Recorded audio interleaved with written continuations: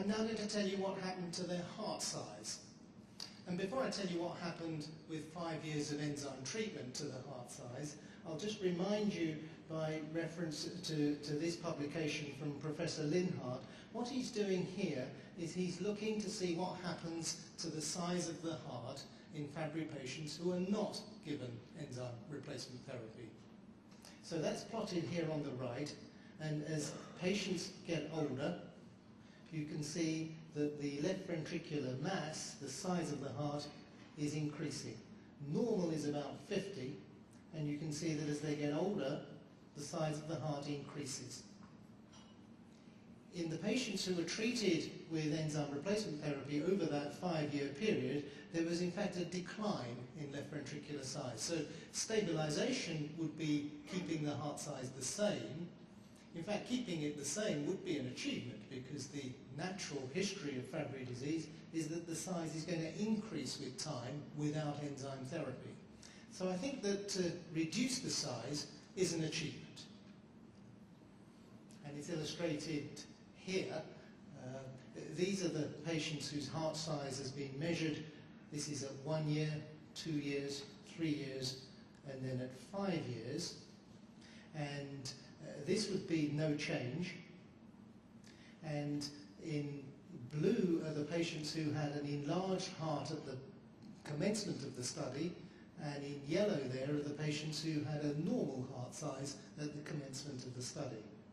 And you can see that those who started out with an enlarged heart, the size of the heart decreases, and that decrease is sustained. So one's achieving an improvement, and then one's able to maintain it over a period of time.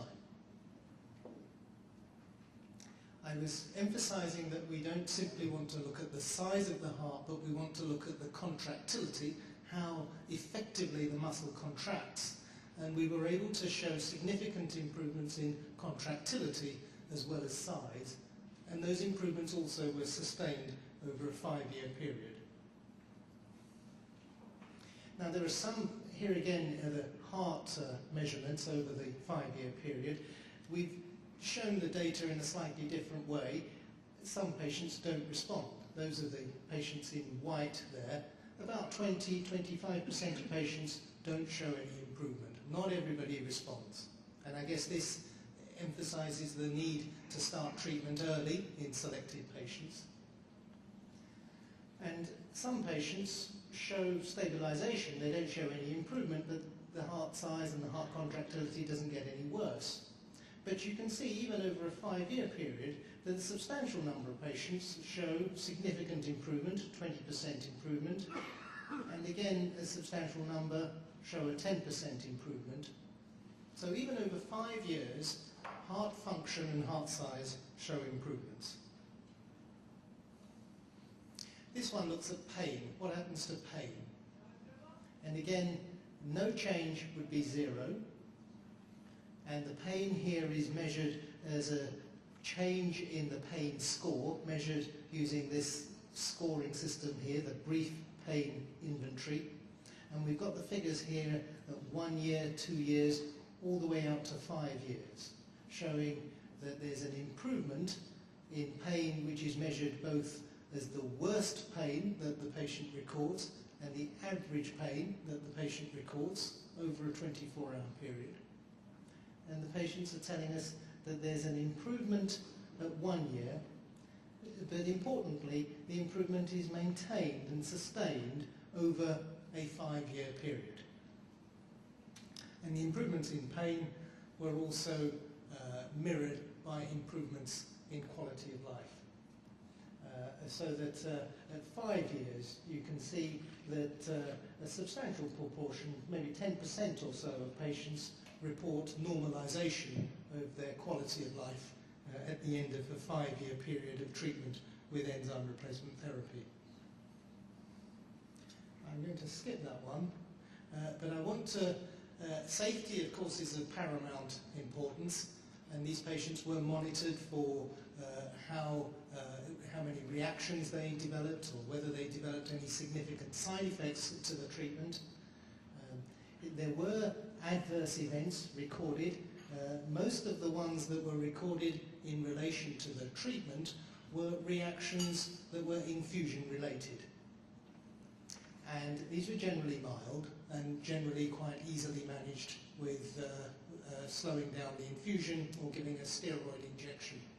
Most of the serious adverse events that were recorded were in fact related to the underlying Fabry disease rather than to the treatment. And no new safety concerns were identified. Now, Dr. Clark pointed out that one of the problems with a registry analysis is that even over a 5-year period, you won't have a complete data set. So although there were 181 patients, you'll have seen that if you look at heart size, in some of the years, the data points only apply to perhaps 50 or 60 patients, because we don't have information on all of the patients. So we had to do some statistical analysis, and this particular statistical analysis is called a sensitivity analysis, and what that entails is that if you look at the 495 patients on whom there was safety data, and in addition to the safety data there was at least one follow-up on the kidney, heart, pain and quality of life, then statistically this sensitivity analysis was able to demonstrate that the trends that I've shown you in terms of the kidney function and the heart function, those trends were confirmed by this sensitivity analysis on all 495 patients. So it's quite a powerful demonstration that enzyme replacement therapy can have sustained positive effects. And briefly, I want to just share with you some other information, some practical information on what registries can show us. It's a study that we've very recently completed from the FOSS database, and it's looking at the natural history of Fabry disease. We're looking here, we're looking and asking patients what was the cause of death of relatives of patients, relatives known to be suffering from Fabry disease. What was the cause of death prior to 2001? So we've gone to all the patients in the registry, and we've taken a family history, and then we've identified which family members in the pedigree had Fabry disease, and we've asked what happened to them. And specifically, we've asked what led to their death. And you can see here, these are the cause of death of female relatives with Fabry disease and male relatives with Fabry disease. You can see that far and away the most important cause of death prior to 2001 was kidney failure amongst males, but quite a few females as well dying of kidney failure. And the second most important was heart disease in males, and amongst females, stroke is a very important cause of death amongst female relatives. This was the finding in patients prior to 2001, and there's data there on, I think it's about 90 patients or so.